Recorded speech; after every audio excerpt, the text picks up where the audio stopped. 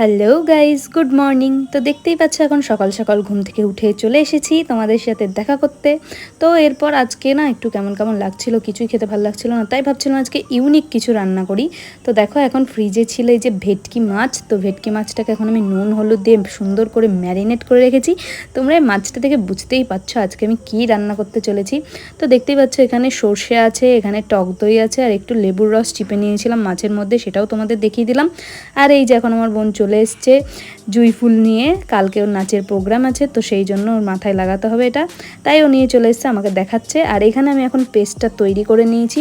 তো দেখতেই পাচ্ছ এখানে সর্ষে, কাজু আর টক দই পেস্ট করা আছে হালকা একটু। তো এখন এটাকে সুন্দর করে আমি মিক্স করে নিচ্ছি। তো এর মধ্যে সামান্য কিছুটা দিয়ে দেবো লবণ, কারণ লবণের ব্যালেন্সটা ঠিকঠাক না হলে কোনো কিছুই খেতে ভালো লাগে না।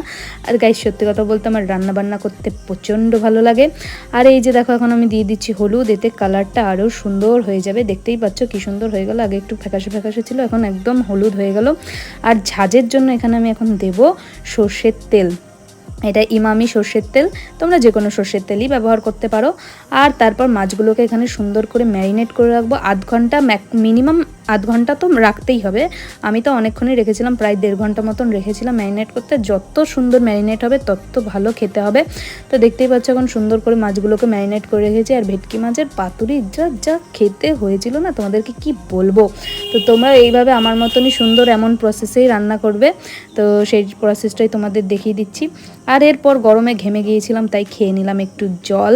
এই গরমে জল খাওয়াটা প্রচণ্ড দরকার, ভীষণ গরম পড়েছে, সেই কারণে তোমরাও অবশ্যই জল খেও।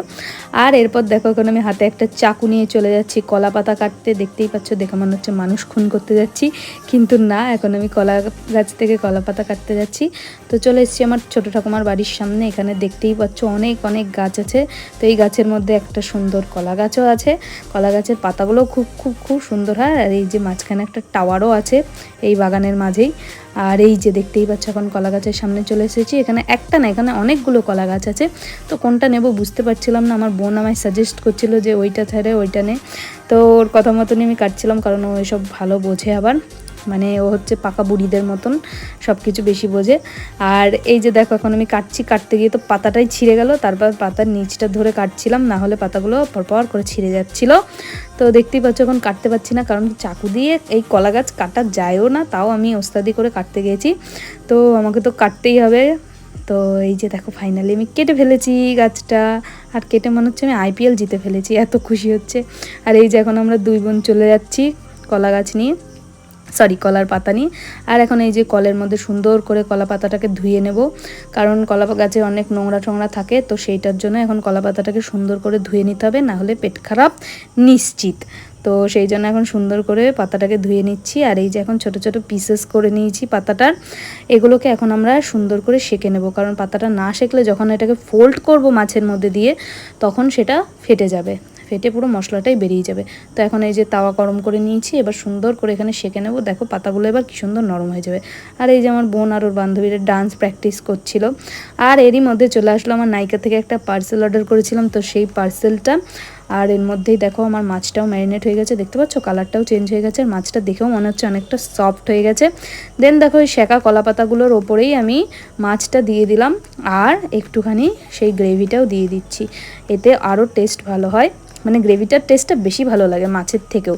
এই গ্রেভিটা দিয়ে প্রায় এক থালা ভাত খাওয়া হয়ে যায় আমার, এত এত এত ভালো লাগে আমার।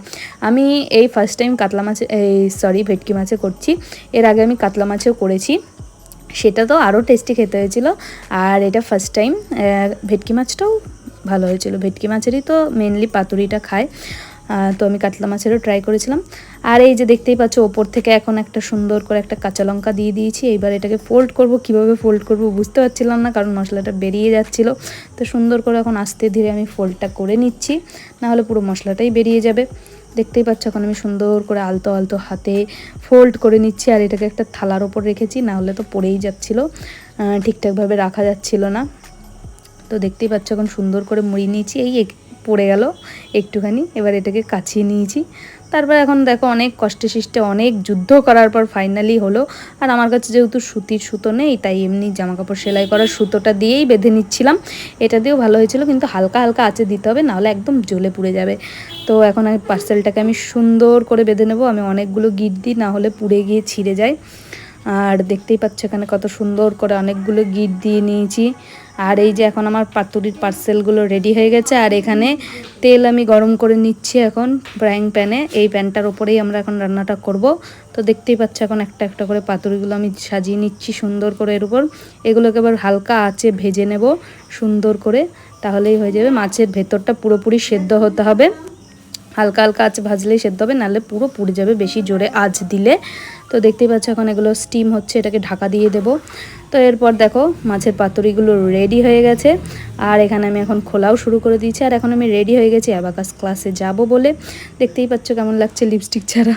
আর এখানে দেখো এখানে এঁচোড়ের তরকারি, ইলিশ মাছ, আর সাথে এখানে ভেটকি মাছের পাতুরিটাও আছে।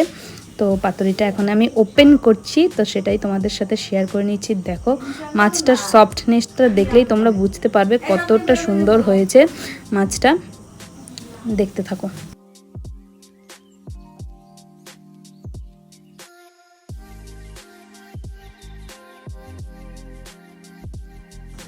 তো দেখতেই পাচ্ছ মাছটা কতটা সুন্দর হয়েছে, খুব সুন্দর কুকড হয়েছে। তো এরপর তোমাদেরকে ভেঙে দেখালাম একটু, দেখো। আর রাতে খেয়েছিলাম ডিম টোস্ট।